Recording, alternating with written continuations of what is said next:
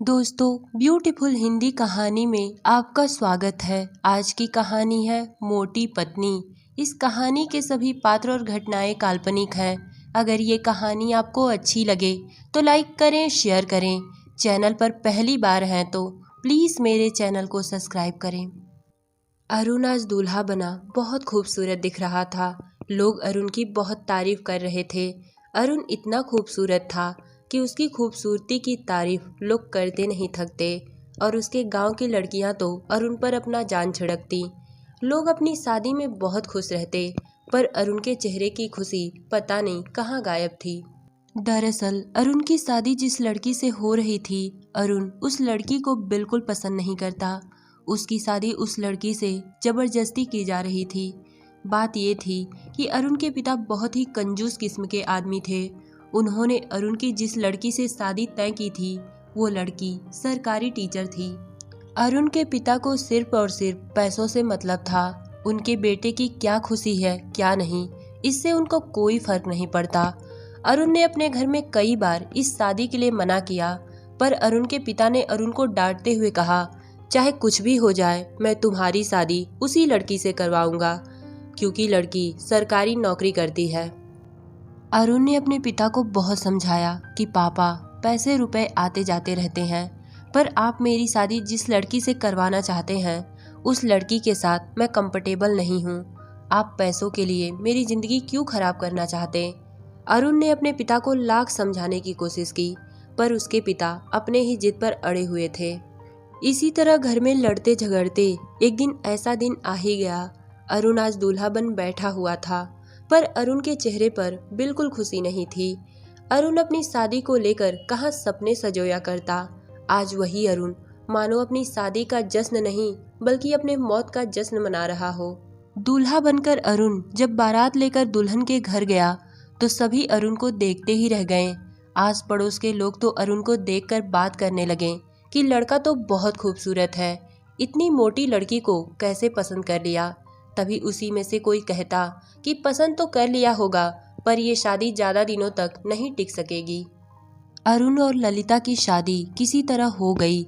ललिता दुल्हन बन अरुण के घर आई, पर ललिता को ये बिल्कुल अंदाजा नहीं था कि अरुण उसे पसंद नहीं करता। वो तो सज धज कर सुहाग रात की सेज पर बैठी हुई अरुण का इंतजार कर रही थी, पर बहुत देर हो गई, अरुण रूम में नहीं आया। जब अरुण के पिता को ये बात पता चली कि अरुण रूम में जाने से इनकार कर रहा है और वो बाहर ही सो गया, तो वो अरुण के पास आए और बोले, तुम्हारी हिम्मत कैसे हुई बाहर सोने की? बहू तुम्हारा इतनी देर से इंतजार कर रही है, आखिर तुम रूम में क्यों नहीं जा रहे? अरुण ने कहा, पापा, मैंने अभी तक आपकी सारी बातें मान ली, पर अब नहीं, क्योंकि मैं उस मोटी लड़की के रूम में नहीं जा सकता। ये बात मुझे भली भांति पता है कि हमारा रिश्ता ज़्यादा दिनों तक कायम नहीं रह पाएगा। मैं उसके साथ अपनी पूरी ज़िंदगी नहीं बिता सकता। पर अरुण के पिता कहाँ मानने वाले।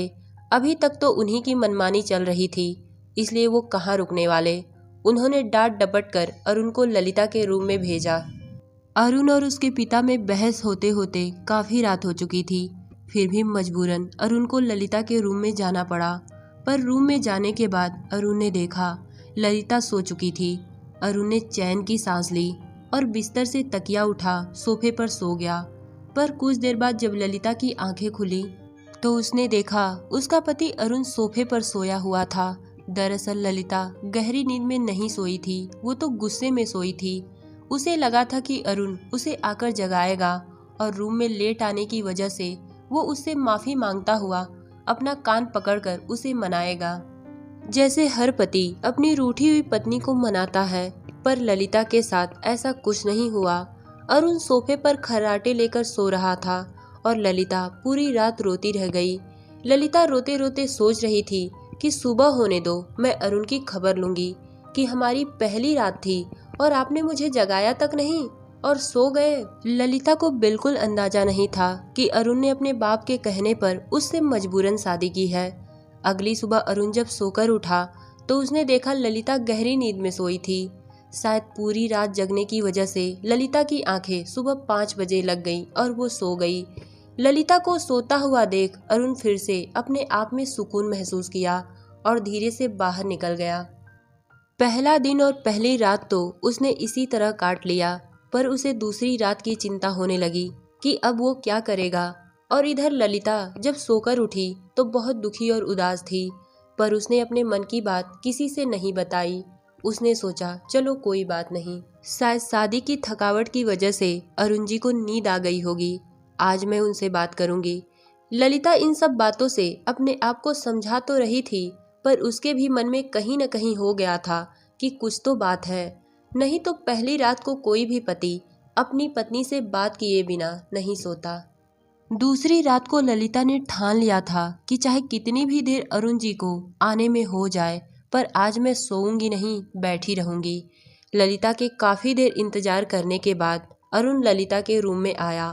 अरुण रूम में तो आ गया, पर उसने ललिता से बात नहीं की। वो बात किए बिना अपना तकिया उठाया और सोफे पर जाकर सो गया। ललिता अरुण की हरकतों पर गौर कर रही थी और सोच रही थी कि ये कैसा पति है, इसने तो मुझसे एक बार भी बात नहीं की, और नहीं तो सोफे पर जाकर सोने लगा। कुछ देर सोचने के बाद ललिता ने मजबूरन अरुण से बात की और कहा, आप सोफे पर क्यों सो रहे हैं? अरुण ने बात को टालते हुए कहा, मुझे सोफे पर सोने की आदत है, इसलिए मैं सोफे पर सो रहा हूँ। इस बात पर ललिता ने कहा, पर अब तो आपकी शादी हो गई है, अब आपको सोफे पर नहीं सोना चाहिए। और रही बात सोफे पर सोने ना सोने की, ये सब बातें तो बाद में। मैं आपकी पत्नी हूँ, कल से मैं आपका इंतजार कर रही हूँ, पर आप कल भी आए, मुझसे बात नहीं किए, और आज भी बिना बात किए सोने चले गए। अरुण ने फिर बात को टालते हुए बोला, मेरी कुछ दिनों से तबीयत खराब है, इसलिए मुझे किसी से बात करने का मन नहीं। कोई लड़की इतनी भी पागल नहीं हो सकती कि उसका पति बार बार उसे इग्नोर करे और वो इस बात को समझे ना। ललिता भी अपने पति अरुण की बातें समझ गई थी कि अरुण जी मुझसे बात नहीं करना चाहते। अगली सुबह ललिता अपनी सासू माँ को अपने पति अरुण के इन हरकतों के बारे में बता दी। अभी ललिता और ललिता की सास में ये सारी बातें हो रही थी, तभी उसके ससुर जी भी वहाँ पर आ गए और पूछने लगे कि क्या बात है भाई, तुम लोग बड़े परेशान दिख रहे हो। ललिता कुछ देर बाद वहाँ से चली गई। तभी अरुण की माँ ने अपने पति से अपने बेटे अरुण के बारे में बताया। अरुण के पिता को जब अरुण के इन हरकतों के बारे में पता चला तो वो गुस्से से आग बबूला हो गए। शायद अरुण कहीं बाहर गया हुआ था। जब कुछ देर बाद अरुण घर आया तो अरुण के पिता ने उसे डांटते हुए कहा कि क्या बात है, शादी करके तमाशा क्यों दिखाना चाहते हो? अरुण ने अपने पिता से पूछा कि क्या बात है पापा, आप ऐसे क्यों बोल रहे हैं? अरुण के पिता ने गुस्से में कहा, अरे निकम्मे, सारी बातें तुझसे खुलकर कही जाए तब तुझे समझ में आएगी। तू सोफे पर क्यों सोता है? अरुण ने अपने पिता से कहा, पापा मैंने बचपन से लेकर आज तक आपकी सारी बातें मानी, बस यही बात इनकार कर रहा था, क्योंकि ये शादी थी, कोई मजाक नहीं। ये मेरी जिंदगी का सबसे महत्वपूर्ण फैसला था। मैंने आपको लाख समझाने की कोशिश की, फिर भी आपने मेरी शादी ललिता से करवा दी। आप मेरे साथ साथ ललिता की भी जिंदगी खराब कर दिए, क्योंकि मैं ललिता के साथ जिंदगी नहीं गुजार सकता। और रही बात सोफे पर सोने ना सोने की, तो ये मेरा निजी मामला है। मुझे जहाँ पर मन करेगा मैं वहाँ पर सोऊंगा, और उस मोटी ललिता के सोने के बाद बेड पर जगह ही कहाँ बचती है कि मैं सोऊं। एक कोने में खड़ी ललिता अरुण की सारी बातें सुनकर रो रही थी।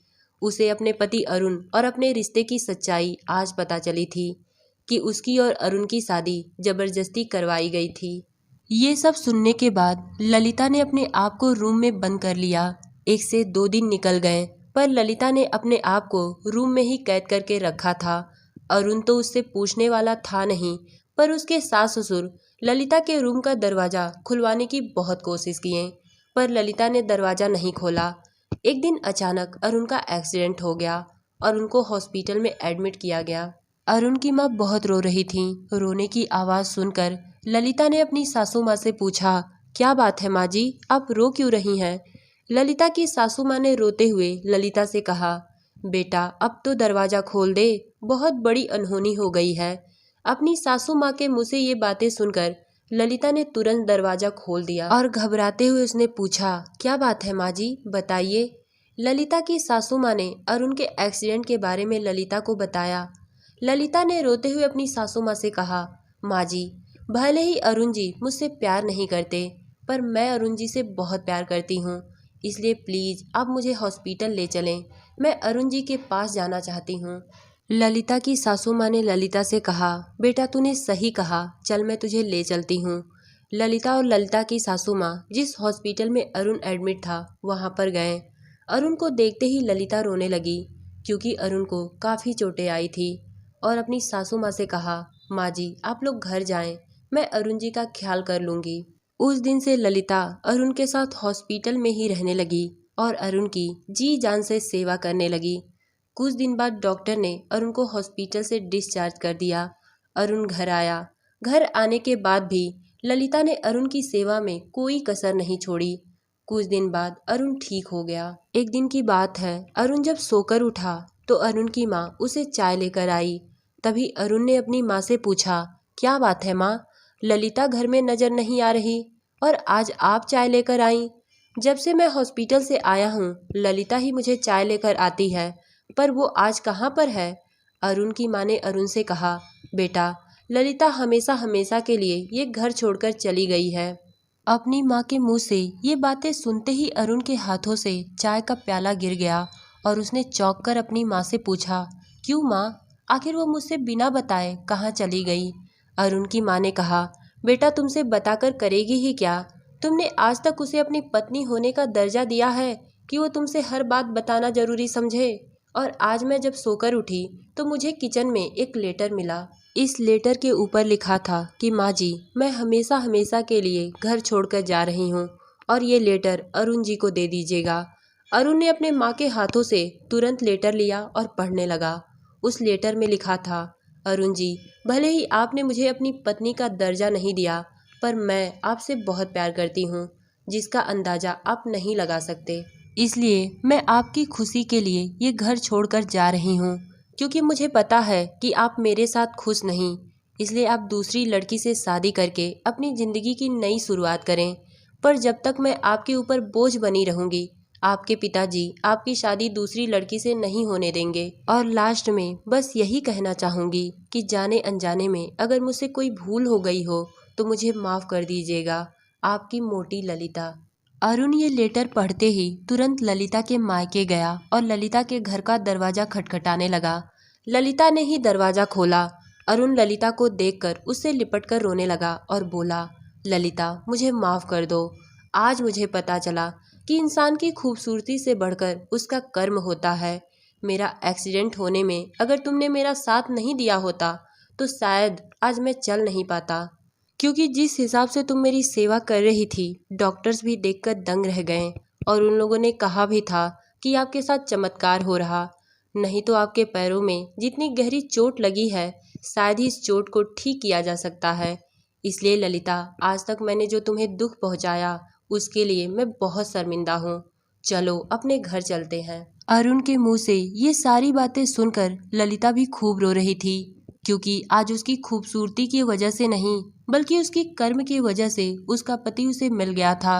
ललिता आज ससुराल गई, फिर से उसके सुहाग रात का सेज सजाया गया। ललिता बहुत खुश होकर दुल्हन बन बैठी हुई थी।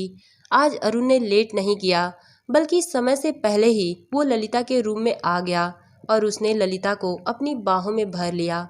तो दोस्तों ये कहानी आपको कैसी लगी कमेंट्स में बताइएगा। धन्यवाद।